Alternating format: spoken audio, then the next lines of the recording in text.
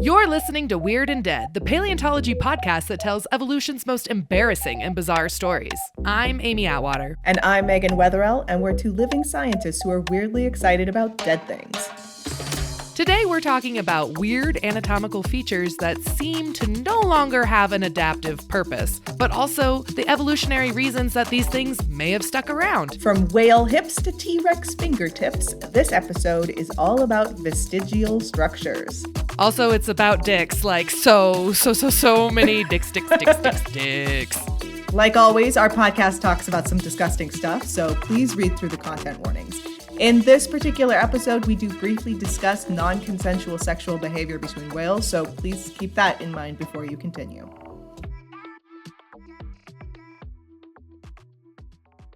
Today, we are diving in, no pun intended, literally, as I will talk about whales and dolphins a lot, but we're going to dive into this concept of vestigial structures. I'll define those in a second, but why whales, right? So whale hip bones, so the pelvic region, and even the legs of whales are... Whales somewhat famous for not having legs, Amy, so maybe...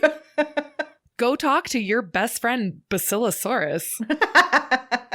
There were transitionary forms, Megan. I was just wondering if orcas had like a secret pair that we didn't know about. Well, they got a lot of secrets. But I did learn that there's some like anecdotal evidence that some people think that whales have been born with like femora, like a femur bone, just like randomly, kind of like humans born with tails, which again, yeah, I can explain. But okay, anyway, I digress. So whales today have these teeny tiny sad little hip bones. They're all that's left. They don't attach to anything else. They're not attached to the vertebral column, like no attachment to the skeletal system. And they've long been thought as an example of a vestigial structure, in that it is something that was useful for this organism a long time ago. And now, millions of years later, is just kind of a quote unquote leftover. Turns out, though, research in the last decade or so is showing that there is indeed a function for these itty bitty whale hip bones, and that function is doing it all the time. Copulation. Turns out that these actually are attached to the muscles in the genitals of both male and female whales, and a lot of work has gone into, albeit more on the males, on how big the dick correlates to how big the pelvic bones still are. That's literally dick size correlates to hip size. Okay, got it. Yeah, and testes. Testes are an important part. Sometimes you can have big testes and a not as big dick. Anyway, which all goes into, I have read some horrifying things about how heavy a dick and balls of an in-heat whale can be, which is upwards of a fucking ton. That just sounds so difficult to weigh. Like, just generally.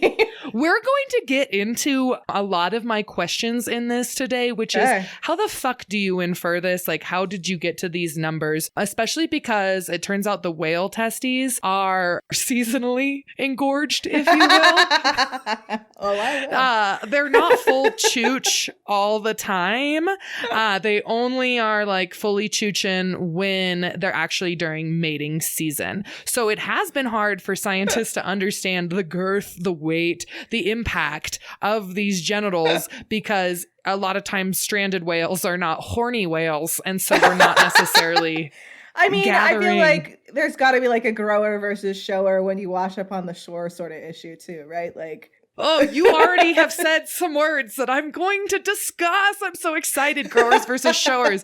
Whales are like a lot of other artiodactyls that evolved. Yep. So whales evolved from even-toed ungulates that we here are very fond of, the artiodactyls. These are things like cows, deer, sheep, pigs, hippos. It turns out that hippos are actually the closest living relatives of modern whales and dolphins, but they're still so distant that it's not really like a clear bloop bloop, bloop, lineage of those, because that's a scientific term that I just used right there. Yeah, and you've got and a it turns master's. out Anything's a scientific term if you have a graduate degree of any kind. Bloopology. Yeah, and so whales are technically artiodactyls, evolutionarily speaking, and artiodactyls have dicks that are very different from like human dicks. So they have fibroelastic penises, which I don't know. Like I was like, Megan probably will know all about this. Why? Why would I know that? You work on a farm. All of your sheep are about to explode with babies. Yeah, babies, not dicks. They had to have a dick in there somewhere to get those babies. All I know is enough to cut off their balls. That's pretty much the full extent of it. So you're telling me that if I show you a picture of a ram penis, you won't have seen it already? That is correct. I will say that all of Wonderful. my sheep have tried to, because they're all the ewes are bottle babies, so they don't have boundaries. So they've definitely tried to get me involved in all of that. And I don't engage. I walk away. So sure, I don't know that's what she says ram's on the record. Like. No, well, rams are fucking weird. I mean, all of this today is going to be really weird, which is I tried to outline it and then I ended up writing 8 pages. So I failed horribly. Okay. But if we rewind a little bit, let's talk about vestigial structures. These are features that are thought of as, again, kind of like evolutionary leftovers or holdovers, that they had some sort of function in an earlier species or earlier time and maybe don't have a direct function today, or maybe their function today is different than what that previous function is. So classically in humans, we talk about the appendix, which you can get your appendix removed and you'll still be totes okay. It hasn't shown a ton. You've had your appendix removed, yeah, right? I will say that when I had my appendix removed, it was very much like, nah, they don't really do anything. They're vestigial. And then immediately after it was taken out, it was like, well, you know how like you get sick for really long periods of time when you get sick? Yeah, you don't have the backup bacteria. So good luck. It just feels like everything that we ever think is vestigial is only vestigial until someone realizes it's attached to a whale dick. You know, like there's always an unexpected use. So another example is like wisdom teeth in humans. So we have, as a species, gotten much softer and delicater in our face. We're not as like, we don't have this heavy set jaw. We're not as good at like ripping through meat and I don't know, all that weird shit. And so a lot of times there's not even enough space in your jaw for your third molars to come in. And so a lot of times those are considered to be vestigial. But I mean, like as someone who's sad that she didn't get her wisdom teeth when I was 17, I mean, obviously, if they come in right and aren't fucking up the spacing of everything, like you would still use them to chew. So, but they're technically, you don't need them. Like you would be just fine. And most people are just fine without their wisdom teeth. Nipples in men is another one where some folks say that this is a vestigial structure. I remember asking my chemistry teacher, I don't know why I was in chemistry class, asking him why men had nipples. And technically, you know, both male and female, like some would say that the nipples themselves are not actually sexual structures. They have just been co-opted for sexual structures, that they're more of like remnants of essentially fetal development and not necessarily like leftovers in that traditional sense. But evolutionarily speaking, we debate a lot about what things in the fossil record, paleontologically, are vestigial, what are these trade-offs, and how do you identify it? And I think today we're going to dive into some examples of maybe vestigial structures or things we thought were and maybe are not. So tell me a little bit more about what you're bringing to the table today. So I'd love to say that I am going to give you some examples that keep sex like out of the conversation. But as you're about to see, it just feels like maybe it's just we're all perverts, but so many different vestigial structures somehow come down to wiggle for her pleasure. So we're going to be talking about T-Rex and other dinosaurs and their famous vestigial structures. Megan, guys, can we just pause for a second and just how did I get the goddamn shaft on this? I had to go read dinosaur papers. Usually I'm like, I'll take this one for the team. Dinos pay my bills. I'll do the dino shit. This week, you signed up for it. I'm so excited. Yeah, well, it's because you knew about whale pelvises and I didn't have that. So, yeah. I couldn't just talk about snakes. Gotcha. Yeah. All right. So let's talk about arms in things like Tyrannosaurus Rex. T-Rex, famously, little tiny arms, and in theory, only 2 fingers. Not actually true, as it turns out. So T-Rex... What? Yeah, T-Rex lost a bunch of fingers.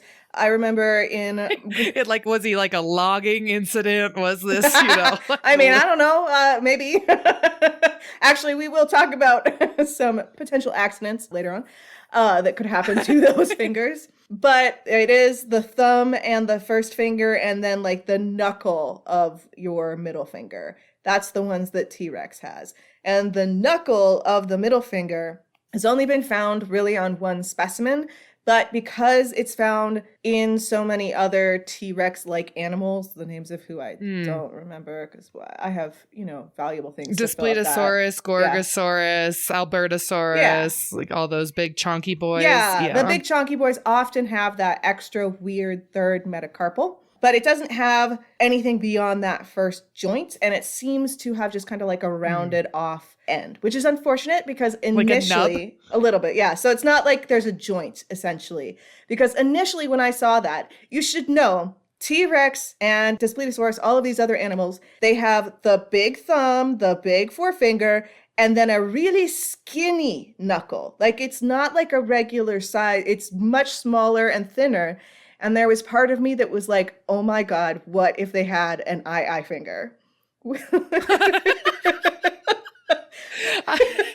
is like your theory of sauropods having trunks, This is in that same that one is vein. Significantly better supported than this one. Yeah, so there's no like evidence that we're missing anything beyond the knuckle. So that also makes me wonder if maybe it was just there to make like a palm. Does that make sense? Like instead of having 2 separate fingers and then a third separate finger, I wonder if it's like you've got your thumb and then a fatter extended palm up into your knuckle. But okay. Yeah. I couldn't find anybody talking about that. Nobody's talking about dinosaur palms. So T-Rex has the most famous tiny arms. It is not the tiniest of tiny arms or the least armed. And in fact, there's a lot of different dinosaurs that have also lost arms and fingers. My favorite one is not necessarily, I think it's technically the shortest arm compared to its body size, but it's Carnotaurus. Have you seen a Carnotaurus arm? I don't think so. Why don't you scroll down? No. Scroll down to the very first image on that thing that I sent you earlier. Oh. Yeah, so go ahead and describe what you see there, Amy. Well, you mean the whole thing? I mean, it's like this sad skeleton of this wistful looking theropod looking up into the distance. Which is full on Naruto running, by the way, with its arms all the way back. Right, yeah, good point. And then you wouldn't even know they were arms without the 2 giant arrows pointing at them. Because otherwise they would blend in with the ribs so well. Yep. And then the lower image is just a zoomed in version on that arm. And it just looks like, I don't know, like really kind of chunky, but also short. It's really It's like a chody little flipper. It does still technically have 4 separated fingers, but they don't have very many joints left, apparently. I'm not even sure where all of the carpals are, since those fingers seem to be welded directly to a short radius and ulna. So that's your forearm bones for everybody else listening. Like we're gonna, it seems to be skipping over all the annoying wrist bones I can't memorize and going straight from digits to forearm and just skipping. Yeah. Yeah. Okay. Which I respect. I could never memorize those ones in anatomy class. So they don't feel that made necessary, it way easier. You know? Yeah, so Carnotaurus has, I think, shortest arm technically. I would also argue possibly the stupidest looking arm. We're going to see some other stupid looking arms, but this one, extra stupid looking. It was recently in a documentary where a National Geographic documentary, I think, some big dinosaur documentary. And I haven't seen the documentary, but I have seen the clips of Carnotaurus with like blue wrists wiggling its tiny little meat flaps in order to presumably attract a mate. I think they were just making fun of it. It's like, I mean, I think we're gonna like talk about it a lot, but like really, like that's all we got. That's all we got is just like, come hither, bitch. No, Amy, that's not all we got, but we will get there. But it's like the only. It is my favorite go-to is that all paleontologists sexy seem to think short arms are super hot. Like if you want to date a paleontologist, you'd better have tiny fucking arms because they are into it. They're gonna be like, Yeah, so Carnotaurus has a wiggly little flipper thing. And there are technically 4. Yeah, it does. It looks like what you'd see in a pinniped. That's what it reminds me of. It does. Is like a seal arm. Yeah. Like that's, but without their, then they've got like their flippery things. But how chunky it is totally gives pinniped realness. And they weren't really able to do too much with it, I don't think. I think they were only able to like flap it up and down. Like they didn't have, like, when you drop all of those little tiny wrist bones, you really lose a lot of like nuance in your movement.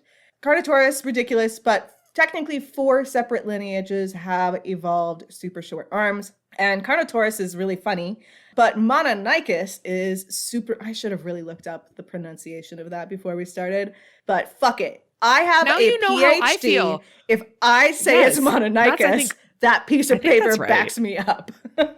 All right, so Mononychus, it has like this wiggly little flipper. So you can go ahead and, well, they're all flippers. Go ahead and scroll down to the next one. There should be 2 images there. So initially we only found 1 finger. So it's an extremely short arm.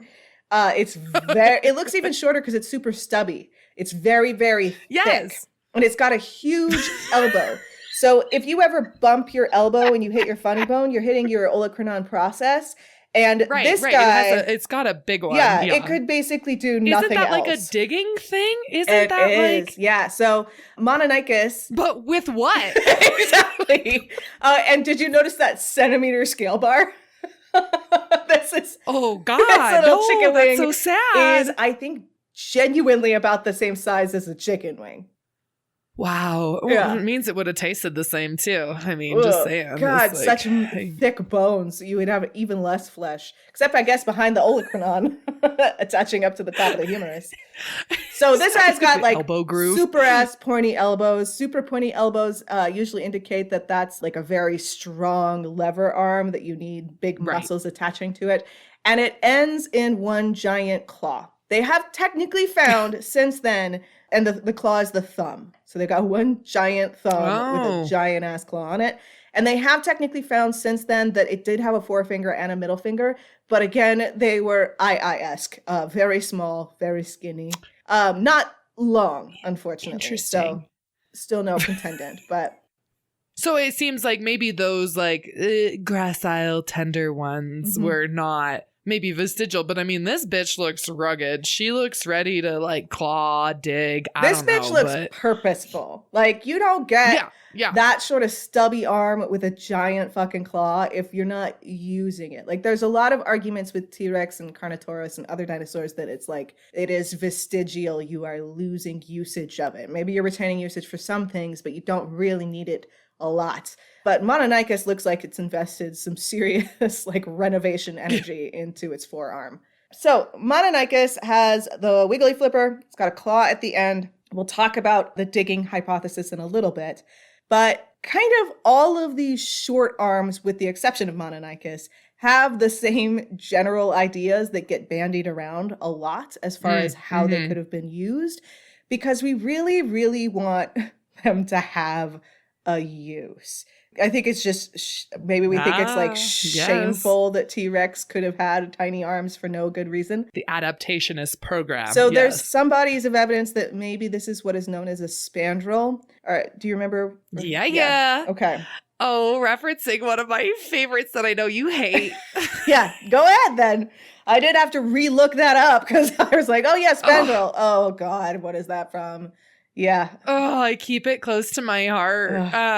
Yeah, you're referencing the Spandrels of St. Mark's, which is a paper written by Stephen Jay Gould. Pretty impressive and paleontologist who died much too soon, I think from stone lung or cancer. It was like kind of related. It was very sad and tragic. One of the things he felt passionately about was that not every structure necessarily has a direct function, right? Yeah. And also that things can be evolved for one reason and then it can go to an exaptation and be utilized for a different function, like feathers came about for warmth probably, and then were, utilized for signaling and flying eventually too. So anyway, he wrote the paper, The Spandrels of St. Mark's, where he talks about, I guess, some fucking building somewhere in Europe. Yeah. I don't know. I don't get that part. And how you look at the building itself and within the big domes and whatnot, they've between the beams holding up the actual building, they've put in these beautiful paintings and gorgeous artwork to the point where you might think that the building was built to display that artwork when really it's structural and it has nothing to do with the function of the artwork. It's just a byproduct of people being like, oh, hey, that's some cool open space. Let's paint some shit on it. And it actually was not built for that. It was built for the structural integrity of the building itself. Yeah. And he's pointing out in this paper that some things are just fucking like holdovers or not functional necessarily. And we don't have to spend all this time trying to make everything related to an exact specific function, which is a breath of fresh air and something to keep in mind. So even though we will talk about all of the potential reasons that T-Rex and other dinosaurs could have kept their arms, they also could have just kept their arms because there's also the difference between why did T-Rex lose their arms versus why did they keep the little shitty ones that they currently have, right? Right. Like why didn't they commit all the way? Because, of course, we do see a correlation in these dinosaurs between, well, not in all of them, but in a lot of them, the bigger their fucking head is, the smaller their fucking arms are because they're not really using their arms to hunt their prey anymore. Like a crocodile. Yeah. Like they don't really, they do all of their you don't get bitch slapped by a crocodile. Eating. You get bitten. No. Yeah. You get bit in the face. Granted, they still have limbs. They do still have limbs. And so does a T-Rex. To its eternal shame. It does still have it. Yeah. Yeah. So spandrels are like if you're building an arch and you have to put an arch inside of a square doorway, the little triangles in between the arch and the doorway, they look really pretty and you can decorate them all you want, but they are technically only there because the arch happened. So in the T-Rex case, the arms are small, not because it was purposeful to have them be small, but because they weren't needed when you had a giant fucking head. Yeah. Yeah. Now that said, beautiful. They did keep some arms. They did not lose the arms all the way. And that does mean that even though those arms are pretty tiny, they are investing some amount of biological energy into having those arms around, which is part of why there are so many different theories. The first thing you should know about T-Rex arms in particular is that someone has done a study and found out they could bench press 400 pounds. Wait, the person who did the study or T-Rex? Oh, definitely T-Rex. I've met the person who did the study. I don't think he could bench press that much. They have also found that it had about 90 degrees of motion, mostly forwards and backwards. So it could move. Okay. And in an aerodynamically way with the body, not across and shit. Okay. And of course, even though it was technically had like the muscular strength to bench press 400 pounds, that would be pushing down. Which doesn't make sense. So we do know it had some strength still left in its arms, which is different from Carnotaurus. Carnotaurus is meat flaps. Yeah, sure, whatever. But the arms of T-Rex do technically still have some like meat to the bone, right? So let's go through some of the explanations for these. I mean, first off, obviously, we've already talked about it. Sex appeal, just being really hot, I guess. Who doesn't love a tiny armed little guy? Arms.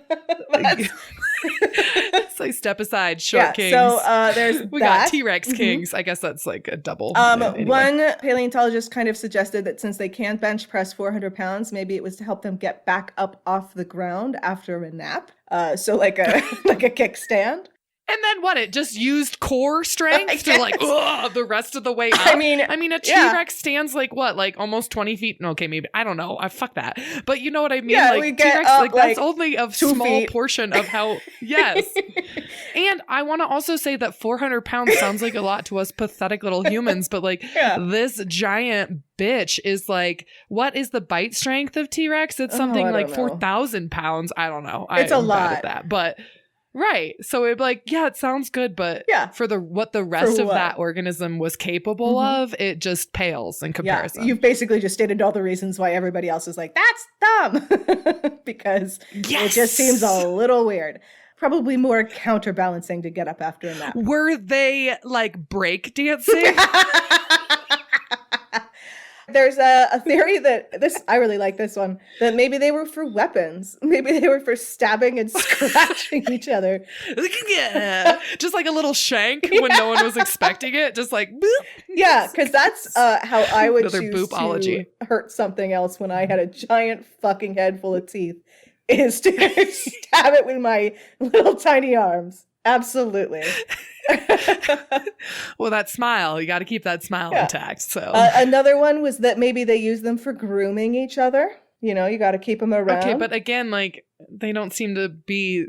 Are they capable of that? I don't know. I mean, they can. I don't know what like tick they're pulling off that it weighs more than 400 pounds. But and a lot of animals that groom each other, which this is gross, but they like eat what they're grooming them for. Like it does have some benefit, I guess. And like they can't even reach their own mouth face holes with their pathetic arms. Yeah. So like, and that is my deal with a lot of these dinosaur theories, is that regardless of what they're doing with their arms, their whole body has to be on top of whatever it is. Like they're not able to see their own hands. So they're just feeling around. Good point. Every day's a pinata when you've got. So another one is digging nests, which is okay. I feel like we've already talked about why that's fucking stupid. They do have feet, by the way. So, and big fucking tails as well. I do love the idea that they're just a foot off the ground scratching a nest. That is very funny to me. What? Okay, so you know, like when we go caving, we've gone through caves where you have to turn your head sideways to get through the crack. Like, do they have to turn their heads sideways to the ground so that they can actually make contact with the ground and their limbs? I want to see someone do the biomechanical study where they describe what contortionist position is required for T-Rex to see its own hands. T-Rex, it was just really into acro yoga. Like, is it doing a full dab whenever it's trying to like groom somebody? This is great. All right, I'm highly entertained. Please keep telling me about these ideas. I figured, because it's T-Rex. Yes. Okay, so sex appeal we've kind of talked about. Hugs, which is not like friendship hugs, but like you're on top of a lady. Grasping hugs. Yes. Still more than 400 pounds, but I guess that could potentially help you hold on. Sure. One of the papers goes into a lot of detail about how T-Rex arms were small to not for any of the reasons that we've just described. Oh, the other thing with hug could be restraining prey. But again, if you are only able to hold 400 pounds in your little arms and you've got a big mouth, I don't know that that's going to be super helpful. But instead of focusing on like something that they could do with these arms, they focused on basically the idea that these arms had to be small because it turns out T-Rex was social. Like they've now found like footprints of them all together. Unlike all of the paleontologists who study T-Rex. So I'm sorry, I love you all. Actually, that's not true. We love some of you specifically. Some of you I tolerate. Yeah, so T-Rex was social. They were probably eating together at certain points. And so this paper presents an argument about the idea that they had to have small arms because otherwise they'd get bitten off. Which again, isn't an adaptation. It's not an adaptation. It's not a use for the arms. It's just another reason to not have arms.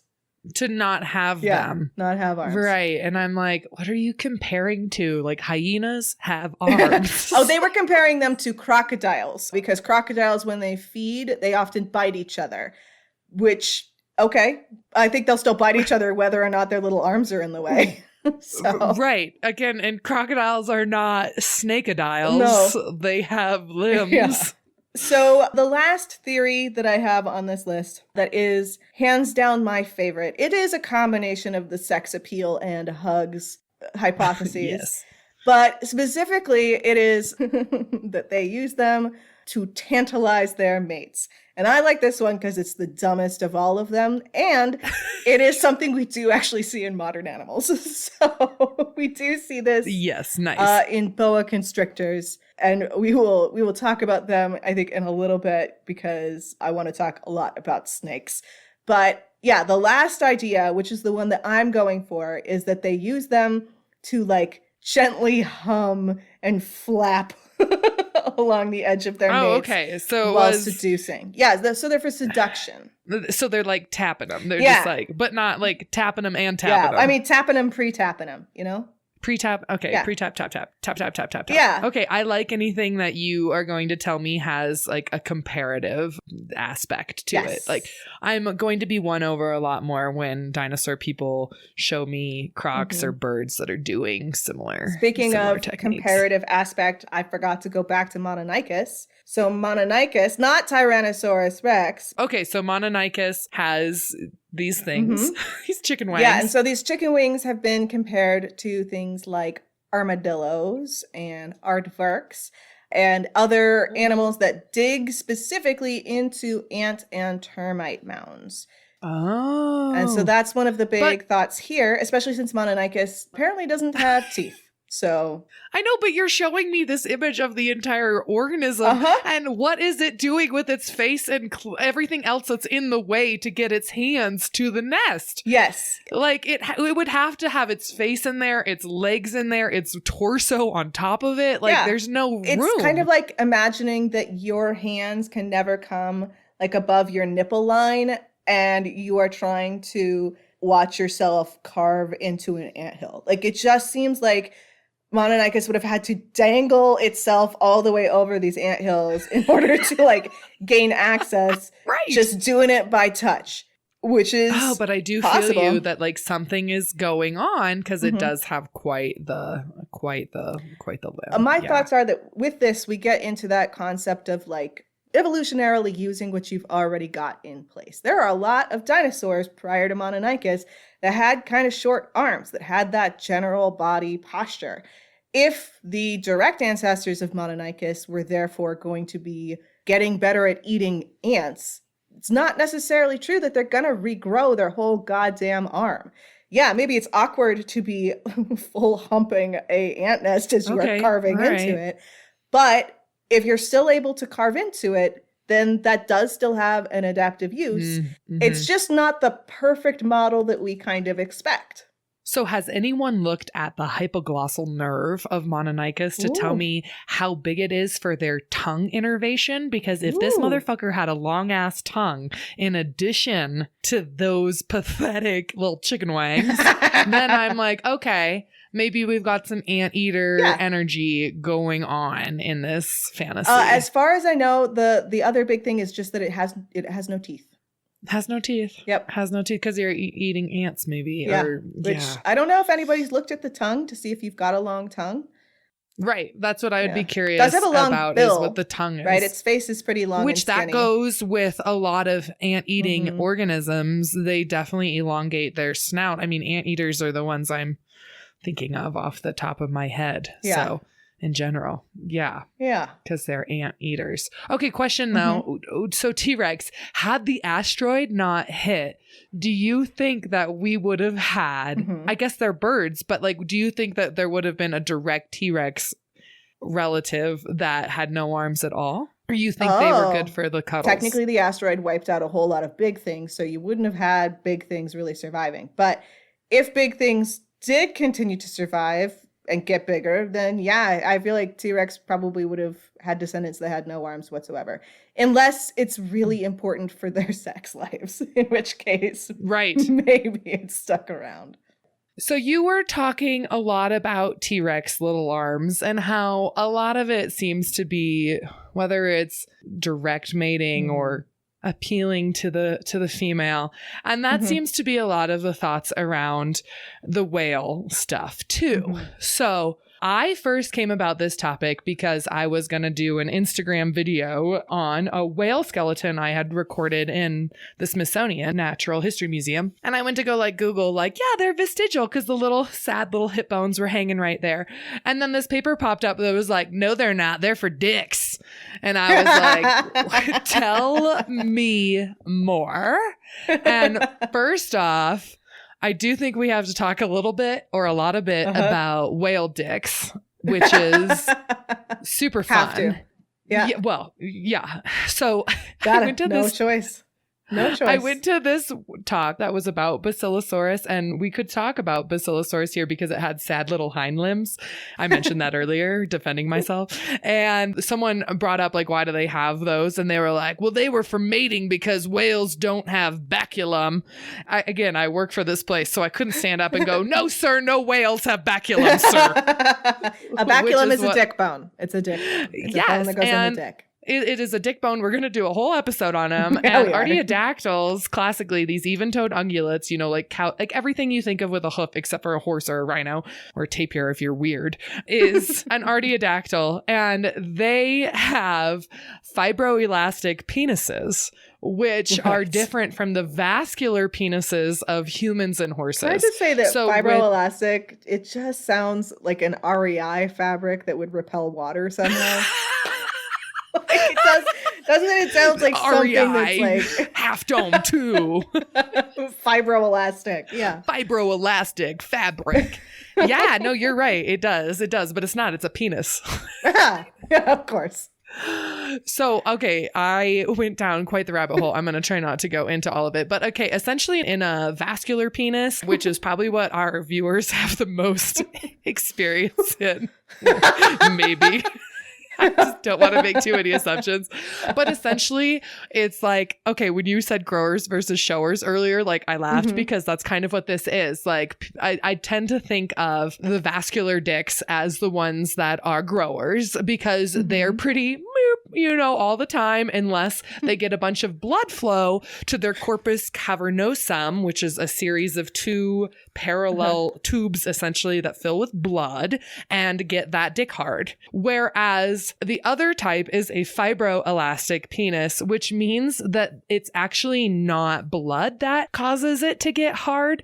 It actually just stiffens just due to like muscle movement. And so technically they're kind of always hard. They've got a semi all the time. Like they're just like, they're showers, I would say.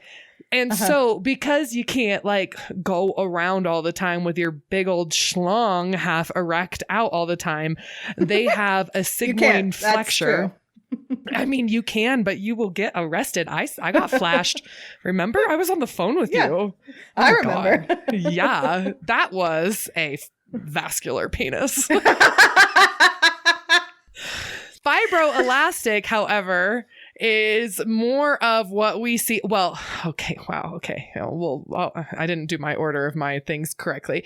But if you want to scroll past the first image I included, which is the picture of a blue whale penis, just for reference, which is the biggest of all the penises. It's very long, but not a lot of girth. Anyway, scroll past that. So I found a slideshow about livestock dicks. I sure did. So here you can see that the fibroelastic penis has this retractor penis muscle that actually is in the dick itself. Like it's not actually connected to the pelvic bones at all. It's just a part of the dick muscles. And it causes this kind of S curve in it, the sigmoid flexure, which allows this penis to be kind of retracted into the body. And then it just like comes out when it's ready to have some fun. The picture on the lower part is of a stallion dick, and that is more like a human dick. And so that is where it does take actual blood to like get it engorged and ready to go. So if you scroll down on that one, this is where I'm showing you a picture. Oh my God. Your face. Okay. So this Penis is an example. Continued is the name of the slide that I'm looking at. Is that correct? Yes. I think though the other ones might also be penis continued. No, there's just one penis continued. Then it goes into species difference, and it looks like it has somebody fisting the fucking side. But yeah. Yeah, that's a stallion. Anyway. So on penis continued. Yeah. So these are different adaptations apparently. So like with a ram, which has at the very end, it has like this teeny tiny little string kind of coming out of it. That's literally where its spunk comes out, which is crazy. Ew. And it's literally read the, it says filiform appendage sprays sperm within vagina for better chance of fertilization. Whereas the boar, in case you're interested, the boar has more of a corkscrew end to its penis, which is how it matches the anatomy of the female cervix to increase chances of fertilization and that. So these are some of the funky adaptations that we see in these fibroelastic penises. Whales have very fibroelastic penises that are right. Like you don't see pictures of whales swimming with just dicks out everywhere because that wouldn't be hydrodynamically. Just like a fucking anchor trailing out behind them at all times. Like a sieve, gonna catch some extra prey. Right. So they have a genital slit where again, the sigmoid flexure, that S curve, keeps the penis within the whale itself because it's not advantageous or energy efficient to just have their dick out all the time. So it really only comes out for mating, or as we will discuss, other things that people do that with their genitals that maybe aren't mating related, which no judgment. Other things that whales did do. I say people? Yeah, you sure did. This is chilling. We have vascular ones though. Let me know. We can't do that. Let me know. So anyway, that is kind of this whole study ended up looking at these hip bones that we thought were for absolutely nothing are actually attachments for some of these fibroelastic penis muscles that allow for better attachment.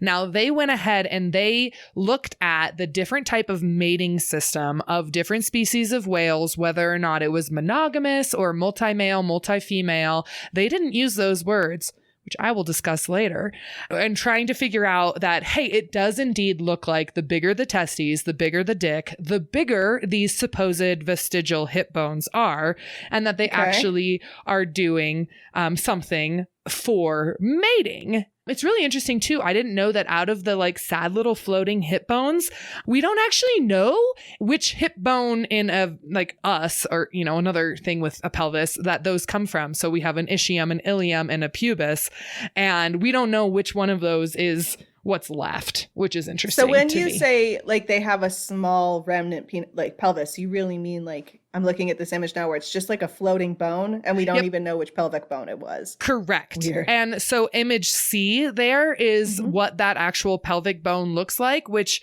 looks pretty nondescript, honestly. Like it kind of looks like a clavicle. D in there is actually, they used the distal-most rib to be kind of their control to tell if it was like just body size variation that was going on. And we're finding over and over that it didn't seem to be the case. We're going to discuss some of the things that gave me pause with this paper, but this is the gist of it, is that there does seem to be a difference. So they have this little cute Franciscan dolphin. It has the smallest absolute and residual testes mass, and it is, I think, a monogamous species. Whereas some of the quote unquote, I don't really like using this word, promiscuous species have the largest absolute testy size or relative to body size, testy size. So this is a concept that goes along with a lot of vertebrate animals, which is when you can get an idea of the mating system of a species by looking at their testes relative to body size. If you've got big old balls, you are participating in sperm competition. So it's hypothesized that you're doing it with lots of individuals and you're competing with just your load getting there or being the fastest swimmers and whatnot. Whereas if you're monogamous, or if you are like gorillas, for example, have the smallest testicle to body size ratio in primates. And that's because they are a polygynous group, and that it is one male, the silverback gorilla, who has multiple females, and he's not competing with any other males. So he doesn't have to create that much spunk to get the job done.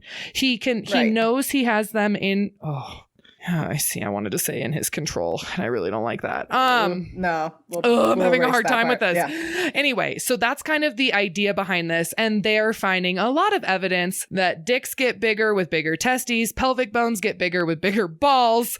And it really does seem that there's also pelvic bone diversity in morphology to match these unique different mating systems that they have. Weird. They also found that female pelvic bones also were showing this variation. This is not a sexually dimorphic trait, which is what you might be wondering. And unfortunately, the authors really didn't give a fuck about females and made that very clear in all of their a lot of pop press articles from this. So one of the things about whale dicks that we've touched on before is that they are quote unquote prehensile. Yeah, I actually do want to pause here and say, Amy and I used to write a blog.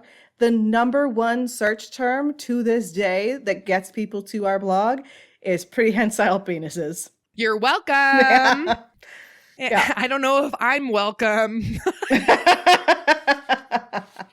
And I'm going to get more into some of this, which is later. But I did want to point out that one of the things that really frustrated me is that they had to point out, whale dicks are, like we said, they're not entirely prehensile. It's because they're controlled by muscles. They compared it to like a kite, where you have two different strands to control the motion of a kite, is like equivalent to a whale, a male whale dick. And, they are like, yeah, this is largely evolved in our opinion because a lot of female whales avoid copulation. They are trying to get away from the males because it is advantageous for them to, there's theories out there, to select the best sperm, right? So if you're capable of getting to me, oh my God, you're the best. I have issues and questions about all of that. So one of the things that female whales will do, and it has been observed, is that they will go belly up and put their vag and belly out of the water to get away from males during breeding season. And male whale dicks have evolved to get there anyway. Some fucking how. So they will get there. And they really did. And so the whole paper was based on like, wow, male dicks do all this crazy shit to get to females anyhow who might be avoiding them, and other words, trigger warnings involved. And yet in all the pop press articles, the fucking lead author or co-authors kept writing about like, oh, we'll never be able to ask a female whale, was it good for you? But it's plausible that these evolved to keep the partners happy and produce more descendants, and that it's all about keeping female cetaceans happy. And I'm like, but you didn't look at the female's junk at all, and they're literally going belly up to avoid these dicks, but you're going to tell me in the Smithsonian and Nat Geo that which didn't match the publication. It really ticked me off. But what they did notice in the paper is that the females have these pelvic bones too. It's not sexually dimorphic like you might expect if it's just there selecting the dicks. So they found that there's a similar trend in females. And again, the author said a clitoris and a penis are the same thing. It could be that these females are moving their clitorises around in weird ways that we don't understand to possibly sample males while they're mating. Who knows what they're doing? End quote. That was his legitimate quote. As if like, oh, we spent all this time and energy researching whale dicks and we found the same signal in the females, but who knows what they're doing. I mean, it does sound like he doesn't know what to do with a clitoris. So that's on track. I digress. Yeah. So whales, fascinating, interesting, depressing. Yeah, whales, intriguing. So that's my bit. Right. Yeah, please tell me about boa constrictors. I'm excited. So snakes in general just have like a whole bunch of vestigial structures. Because they're fucking weird. Yeah, because they're just, ropes. And they became extremely committed to being ropes, to the extent where they have a lot of asymmetric organs. And the best studied one is not their dicks, it's their lungs. All snakes have 2 lungs, but one of them is a little baby lung and the other one is a big boy lung that works. Oh. And the size variation, it does change a little bit, but no snake has lost baby lung. And baby lung is always a baby. No snakes have 2 full lungs. All of them have 1 1/4. And they're all righties. They all have 1 big right lung. Interesting. And a tiny left lung. So it's a pretty deep, weird, shared characteristic. I mean, I know they're just ropes, but aren't they bilaterally symmetrical ropes? And like, if you told me they were like a flounder, I could understand like one side more than another, but interesting. They're very much not bilaterally symmetrical. They, it's partly because as they do the sidewinder move, if you have 2 lungs, you would just push air potentially in from one into the other. Oh, right. So respiration-wise, it might make more sense to just have 1. But they do, in some snakes, retain other vestigial features, like tiny, tiny, tiny little vestigial legs, which is what you get, so cute, in boa constrictors. So in boa constrictors, called spurs, and they are little vestigial legs, and they are used romantically. Ooh. And it is romance. It is not what we were talking about with whales. It is, they squirm along the female and they tickle them with their little spurs. And it's supposed to encourage the female to change position and roll over, essentially. Easier access. And someone got to write a whole paper about it because they were the first ones to successfully actually see it happen and write it down. So that's a paper someone wrote is, I saw my 2 snakes fucking and here's how they fucked. Are there do all boa constrictors have these teeny tiny little sads, and are they always visible or do they only come out to play during... Yeah, they're external protrusions. I was thinking hemipenes because they have forked dicks, but well, that too, another time. Yeah, obviously. Yeah, so boa constrictors have external spurs, little tiny legs. Okay, just to do the right touch. Yeah, and it's a remnant of the femur, so it's a little thigh bone. Just a little bit there. Yeah. Wow. Yeah. So if you need to woo your partner tonight, try rapidly banging your knees into their sides until they roll over. That always works for me. So we know that boa constrictors do this. And so one of the ideas was that maybe T-Rex does this too. That maybe that's why T-Rex retains its stupid little arms, is maybe you need to be able not to bench lift 400 pounds, but to slap a female T-Rex hard enough that she notices you are there. But then why isn't it sexually dimorphic? That's a great question. I mean, not all sexual characteristics are sexually dimorphic. It could be how you use it. I feel like I am becoming quite jaded in that I just doubt and question the bias and perspective of what I feel like is frequently all male teams who write this stuff, and I just constantly go okay, so do the females tickle the dudes back? Do the dudes like it too? In snakes, no. But it's also worth pointing out that even though this is, to me, the funniest fucking visual of all T-Rex time, that they have legs and pelvises and more mobility than a boa constrictor does. So a boa constrictor, they pointed out in this paper that smaller male boa constrictors might need to be particularly ticklish in order to encourage, because if the female doesn't roll over, they can't impregnate her. But yeah, a T-Rex they don't roll over. I mean, maybe they do. Maybe that's really what the arms are for them, the girls, is so they can get back up. But I don't think so. Right. And it's also, it's T-Rex arms, not T-Rex legs. So it's not right next to the pelvis. So yeah, I don't know. It could be, it could not be. I think it's pretty funny. So I like it. It's my personal theory. My personal hypothesis with T-Rex arms is that they were on their way out, or they were going to, maybe they had feathers. Yes. I shouldn't say that. I'm sure there's a lot of opinions. No, you are going to cut that because we are about to talk about why that is. Oh, bad. Good. Well, then set me up. Set me up. Okay. Okay. Yeah. So it's not a fucking wing. There we go. There's a person on TikTok who, God bless his scientific spirit, is convinced that all dinosaur, and you know what? Okay. We do talk a lot of shit on dinosaur paleontologists here. So like the idea that and whale paleontologists. That a paleontologist could staple arms on the wrong direction.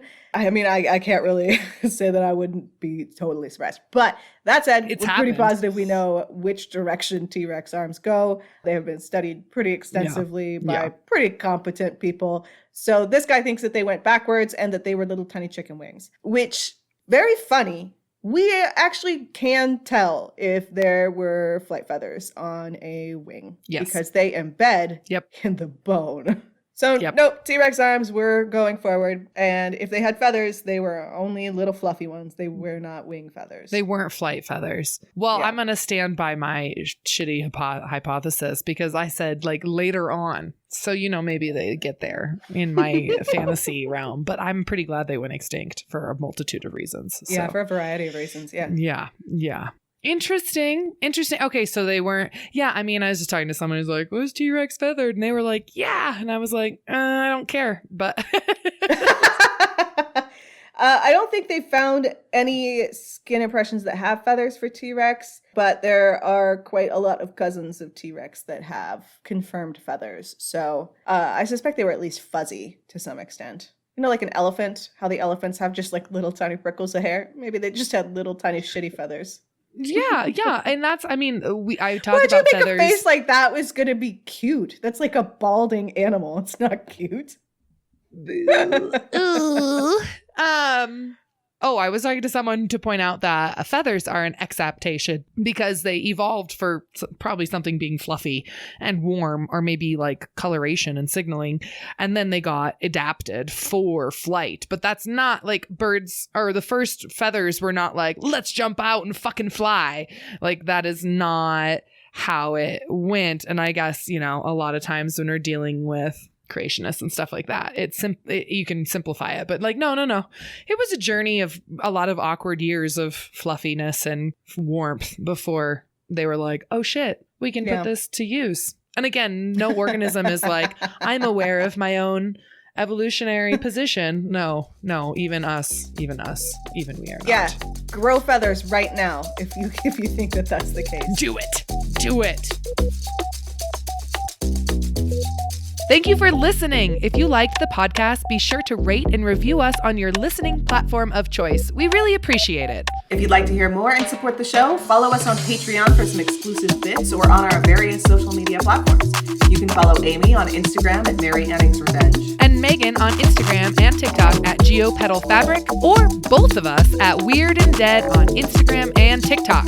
This podcast is part of the Geology Podcasting Network. Produced by the traveling geologist, Chris Spencer. Cover art provided by Chris Spencer and the hosts. Our theme song is Unlock Me by Paris Canal. Editing services provided by the amazing Katie Bradley. Hosted by and researched by us, Amy Atwater and Megan Weatherall. Thanks for listening. Well, whale. What a day.